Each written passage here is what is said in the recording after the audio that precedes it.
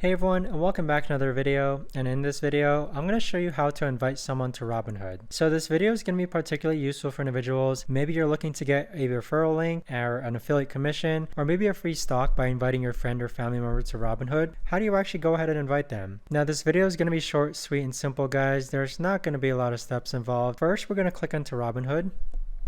And then once you're logged onto Robinhood, you want to click on the bottom right hand icon that looks like an individual. And then you want to click on the hamburger icon on the upper left hand side.